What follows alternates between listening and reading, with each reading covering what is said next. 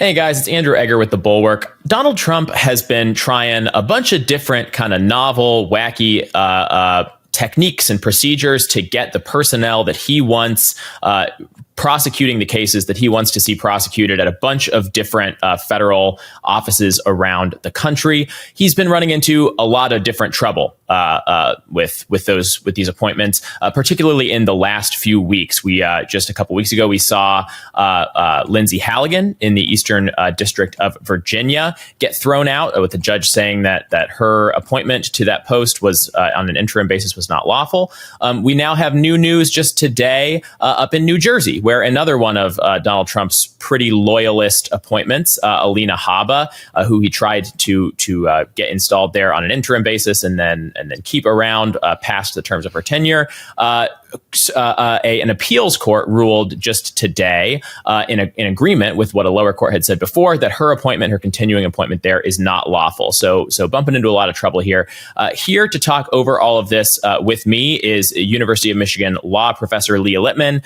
Leah, thanks for coming on to talk about this today. Thanks for having me. I guess it would not really be accurate to describe this as a surprise. We were sort of expecting that this is the way that this appellate court would rule on the Alina Habba case.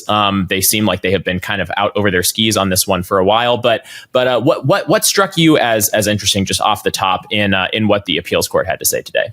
Yeah. So one is just kind of a why are we even here, and a second was the substance of the opinion. So on the why are we even here, I think it's important to step back and just acknowledge, the reason why the president is trying all of these kind of squirrely methods of appointing people is he wants people to exercise power that no legitimate federal official would. Like, there's a reason why people who are confirmed by the Senate or career civil servants in these prosecutors' offices are unwilling to bring the charges that Alina Habba has or that Lindsay Halligan has. And that's why we're here. I think it's just an important background note to keep in mind.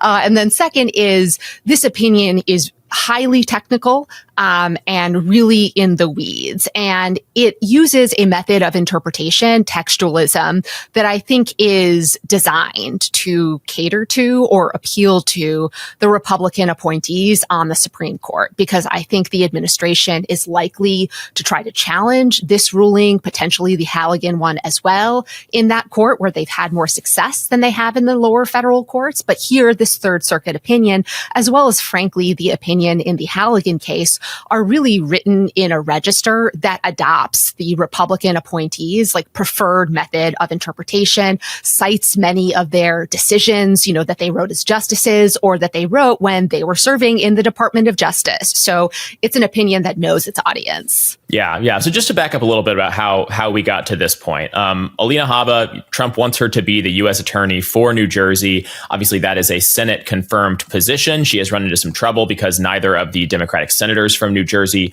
want to confirm her to that post. So there is, a big open question as to whether she would be able to, kind of according to the normal norms of the Senate. That would kind of be a non-starter. So what Trump initially tried to do was first of all, he appointed her in sort of an interim way, and correct me if I'm getting any of these things technically incorrect, in an interim way with basically a 120-day clock. And then when that clock ran out, it was supposed to redound to a different group, to basically the judges in that district themselves, to either keep her on or to pick somebody else. And they opted to pick somebody else for pretty obvious reasons, because they like all of us, sort of judged Alina Habba to be basically a political hitman in that role as acting U.S. attorney there. Already a few months ago, there was going to be a problem here because the Justice Department tried very hard. And it's weird because this was all sort of pre-Lindsay Halligan. You mentioned her a bit ago. This is kind of the maiden voyage of this strategy or whatever. The Justice Department tried to move heaven and earth, right, to keep her on. They fired the person from the office entirely, who those judges had opted to make the new acting U.S. attorney there, and then tried to kind of shoehorn Habba back in. That all fell apart very quickly, right? I mean, it's again, this is just a confirmation at the appellate level of this lower court's decision. So what what's going on right now, like in that U.S. Attorney's office in New Jersey? I mean, like I'm sure things are just sort of insane at just sort of a baseline, but like what is like sort of normal procedure look like when there's no clear sense of who's going to come out on top as far as who's running the place is concerned? I mean, there is no normal procedure. And I think this is why, it is kind of a fool's errand for courts to be applying, the so-called presumption of regularity to things that the Trump administration is doing when they have literal offices, U.S. attorneys' offices that are in charge of literally prosecuting people. And you don't know who is running those offices. Like, you do literally not know who's in charge, who has the legal authority to actually make these decisions. So what actually is going on? I mean, on some level, who knows? And, at least in these cases, there are multiple people from the U.S. Attorney's Office on different criminal law documents, from indictments or briefs. And so what that means is, Alina Habba might be disqualified from participating in these cases, but at least in those cases where other people who are part of that attorney's office are willing to sign the legal document or help the criminal case forward, those cases aren't going to disappear entirely, unlike a case where only Alina Habba was willing to, seek an indictment, or only Alina Habba was willing to file a brief. So on some level, like, the chaos here is maybe a little bit less than it is in the Eastern District of Virginia, where Lindsay Halligan is doing some things all on her own, and she wasn't lawfully appointed. At least here in this particular case, you are dealing with an indictment where other people from this U.S. Attorney's Office appeared, and because they have legal authority, to exercise the powers of the U.S. Attorney Office, it doesn't kind of nullify absolutely everything Alina Habba has her name on. Yeah, let me drill down a little bit on that, because obviously the even more sort of newsy and remarkable kind of legal spotlight has been on, as you say, the Eastern District of Virginia in recent weeks, with those indictments against Letitia James and against James Comey, which were just thrown out for the exact reason that you described, because Lindsay Halligan, the interim U.S. attorney, or so-called interim U.S. attorney there, so appointed by Donald Trump, had been the only signatory to those indictments, and her appointment was thrown out again by a judge. Can you talk me through, like, does this news that we have today, this appellate ruling about Habba, does this have an impact on how the legal stuff is likely to play out going forward for Halligan? Are they similar? Are they different? What's going on there? They are formally different in that the Attorney General invoked different sources of authority, so different statutes, to try to appoint Habba as like a special attorney. Then she invoked, when she was appointing Halligan, a special attorney.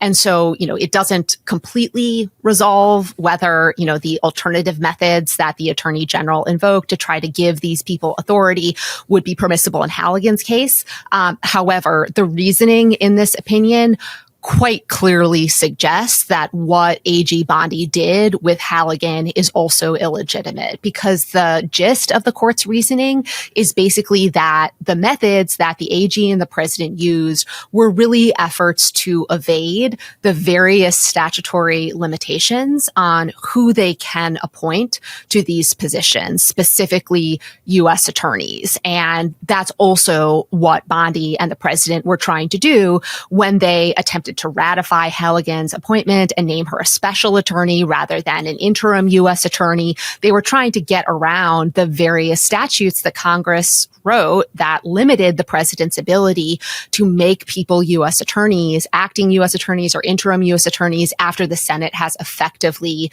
rejected their nomination, and the courts of that district did as well. Bulwark Takes is sponsored by Aura Frames. This holiday season, I have a lot more gifts on my list than good ideas. If you're looking for something with a real personal touch, I have it on good authority that Aura Frames will crush it. The producer who wrote this ad attests that the Aura Frames he gave his family were a hit last year. In fact, Sarah Longwell has one in her office that she swears by. I've seen it. Looks nice. You can upload unlimited photos and video. Just download the Aura app and connect to Wi-Fi. It's about that easy. You can preload photos before it ships and keep adding them anytime from anywhere. If you want to send your parents photos of the kids, you can load them right onto your Aura frame. Trust me, my Jewish parents love photos of my kids. Each frame comes in a premium gift box with no price tag. You can even add a personalized message for your recipient before the frame arrives. For a limited time, save on the perfect gift by visiting auraframes.com to get $35 off Aura's best-selling Carver matte frames, named #1 by Wirecutter.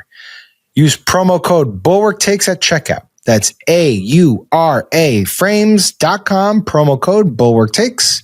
This deal is exclusive to listeners and frames sell out very fast. So order yours now to get in time for the holidays. Support the show by mentioning us at checkout. Terms and conditions apply. It has seemed to me, and again, I'm very much just a layman here, but just in following along with these cases and reporting on these cases, I mean, at these lower court levels, some of these things have been pretty open and shut, right? I mean, these are pretty transparent attempts to short circuit these statutes to basically, take back the power from, say, a district court or an assortment of district judges who have, according to these various statutes, the ability, once that 120-day clock has run out, to then it redounds to them to pick who's going to be the acting attorney going forward until the Senate manages to confirm somebody.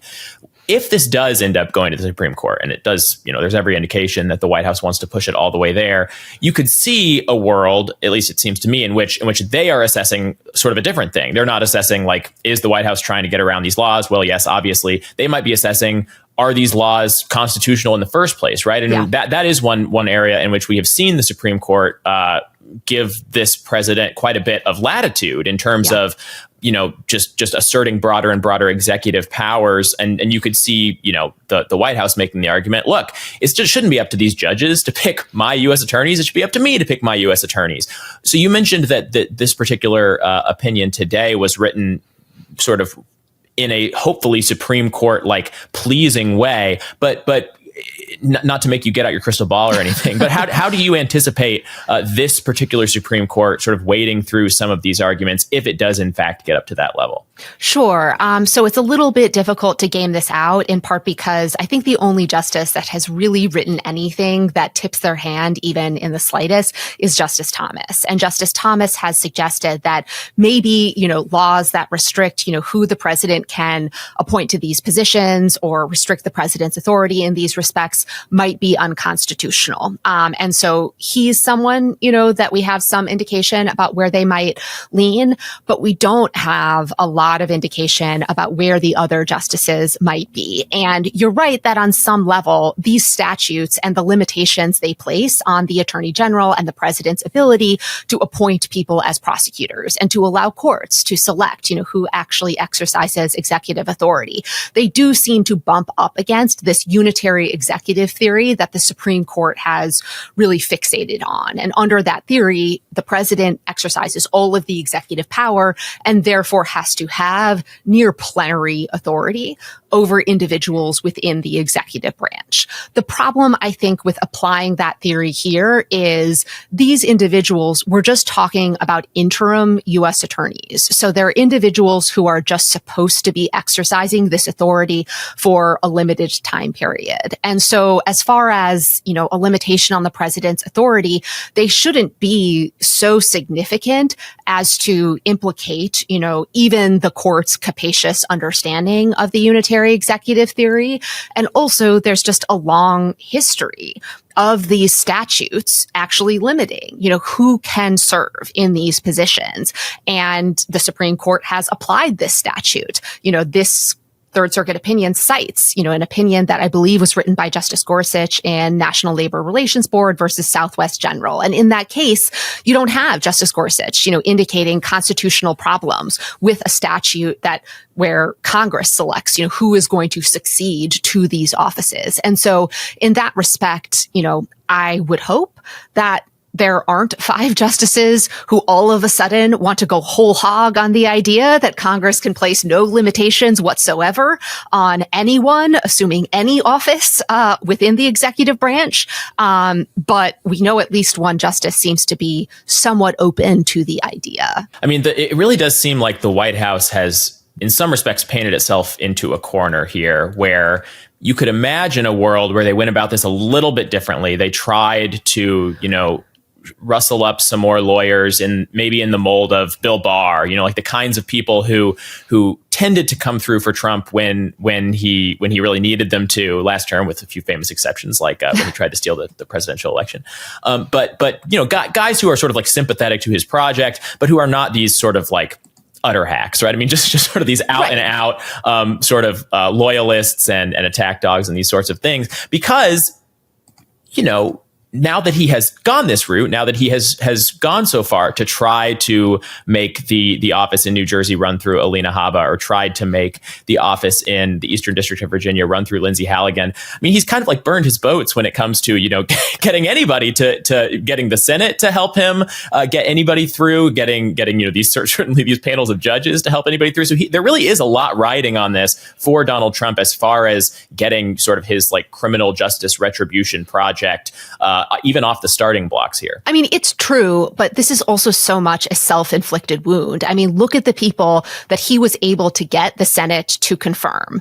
Pete Hegseth, Emile Beauvais, to a lifetime tenured position, RFK. I mean, my goodness, right? If you can get 50 votes and the vice president to sign off on those appointments, you can probably get all kinds of weirdos, right, into the U.S. Attorney's Office. You just picked, again, Lindsay Halligan, a former insurance lawyer with zero prosecutorial experience. I mean, come on. And Alina Habba, who was a TV personality, not a lawyer, really. And so, it's really a self-inflicted wound on some level, also partially in Bondi's, failure to kind of anticipate how some of these challenges would play out, and a failure to kind of like cover her tracks in other respects by invoking other sources of authority to try to make some of these appointments. Yeah. Is the next stop for this stuff the Supreme Court? I mean, is that basically the next thing we ought to be looking out for? Are there more sort of intermediary stuff, maybe for the Halligan case that will be still coming through? What's the kind of timetable that we should have our eye on for this stuff? Yeah. So in the Habba case, the next stop is the Supreme Court. And the administration has, 90 days to kind of make a decision about whether they want to go up to the Supreme Court.